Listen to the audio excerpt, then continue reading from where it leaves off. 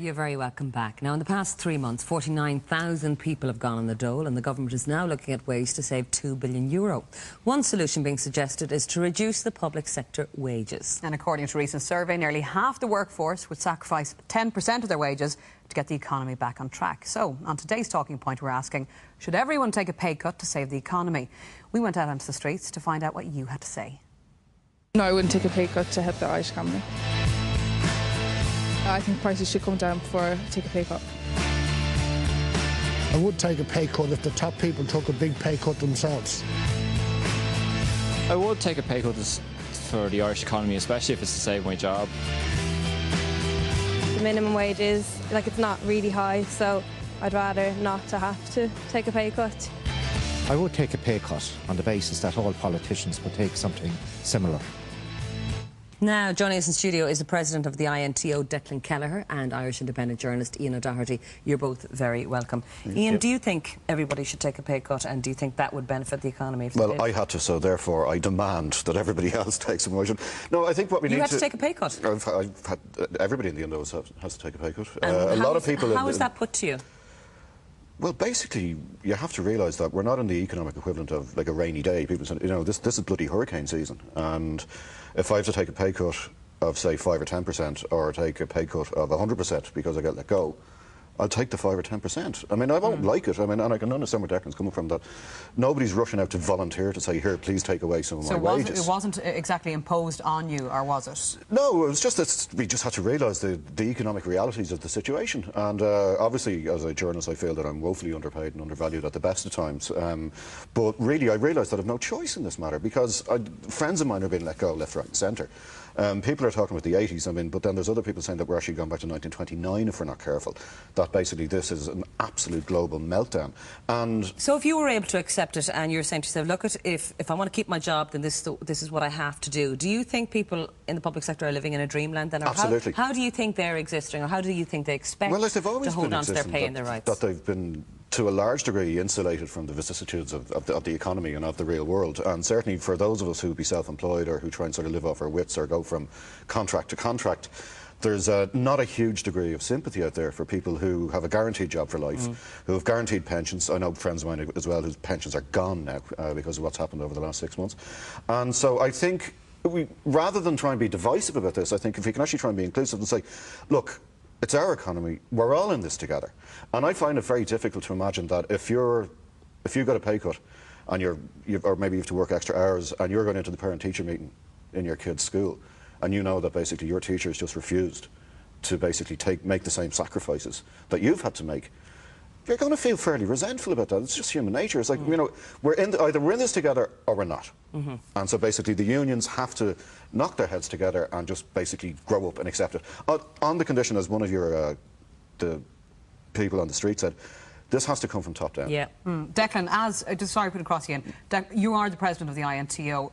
Teachers and others in the public sector, do you think they should be exempt from taking a pay cut? Well, first of all, let me put this in context. Yeah, welcome me into the real world. I live in the real world in a classroom, and you'd say to any nurse or any guard or any teacher in frontline public service work that they're not in the real world. When I say, hello, Ian, welcome to the real world, come to my world, take on my role as a teaching principal, and just take a look at the way you have to administer your school. You have to administer your school, you have to teach at the same time. Do you think they should, you know, a pay cut should be something that you're exempt from completely? Yeah, I'll come to that in one moment, but put this debate in context. Over the past 3 weeks, you've had an unparalleled and unprecedented attack on the public services in this country.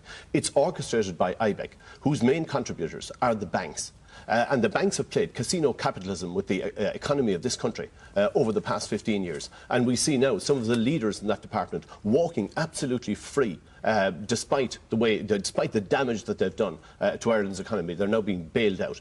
Now, if you put the question to me, all you have to look at most of the public sector, particularly the health service, when you look at the amount of money that's wasted, it boils everybody's blood here in this country.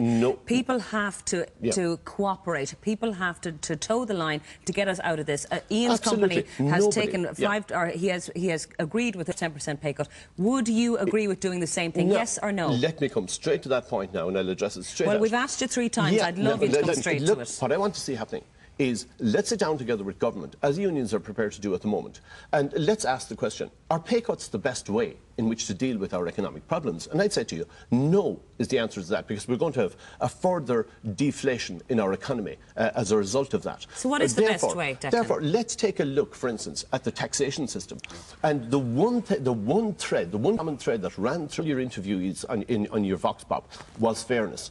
Everybody wanted to be treated fairly, and they want to see everybody else being treated fairly. Now, in terms of taxation, we've reduced our taxes since 1998 from 48% to 41%. They've gone back up again, and we've had a levy now as well in the last That's right. budget. We are paying a lot of tax in this country. We are well below the European average in terms of taxation, and that's an economic fact. And just in terms of fairness and equity, what we need to look at... Is it fair that... So Declan's definition of fairness and equity is I take a pay cut and pay more tax. Say that again?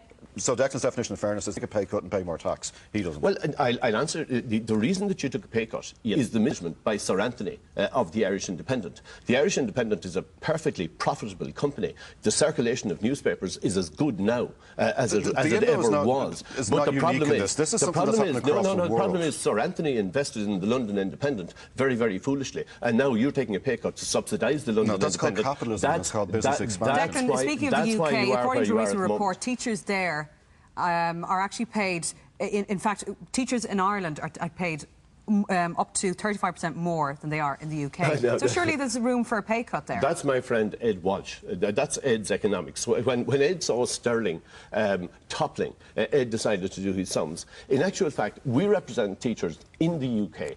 We represent teachers in the north of Ireland. And the situation is, at the starting point, there's a 17% differential in between the Republic and the North. By the 10th point of the scale, there's almost divergence in terms of teachers in the North and teachers in the Just received a 2.5% wage increase so just in the last few months, haven't you? Every worker in this country has got their 2.5% from the last part of 2016. Many people in the private sector haven't, Declan, and that's the point. And many, as Ian is today, working for less money at the moment. We've got a lot of texts coming in. Pat from Kerry said, yes, I think anyone earning over 60,000 should pay cut and leave the low workers alone. Alice from Cork said, leave everyone above the minimum wage should take a pay cut to try and help get the economy back on track. Why should it be a select few? We're all in this together. And in fact, there's another one here from Dan in Dublin. Why should we be prepared to take a pay cut to help a government that squandered our money in the first place? I'm a nurse and I work very hard in my job every day. Why should I take a pay cut for a job that brings so much responsibility? I've bills to pay, the same as everybody else. Ian? Well, I do think that, I mean, this isn't a case where people in the private sector are getting their jollies from bashing teachers or bashing nurses. I mean, I think we need to look a bit deeper in that. And say in the health service, I mean, the main problem with it's top-heavy with middle management that doesn't seem to achieve anything. And, I mean, my father died 2 years ago, and he was in James's for a long, long time, and just the waste that I saw every night when I went up there. And so it's something that we need to basically improve productivity, bring in better efficiencies, and yes, we have to accept the unfortunate reality that as long as there's a guarantee that things go back to the way they are when the economy improves, and there's a guarantee between the employer and the state and the employee, that they'll basically just suck it up. We've no choice. The problem, though, is the people who are leading these calls, they are the people who played the casino capitalism over the past 15 years. They are the people who are calling for the wage cuts. And I certainly,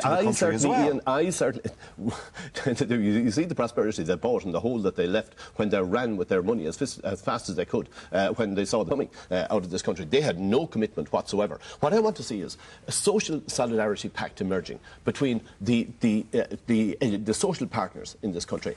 Now, it will. I am prepared on behalf of my members to say to you, yeah, we are prepared to take pain. We have always been prepared to put our hands in our pockets and pay our fair share of taxation.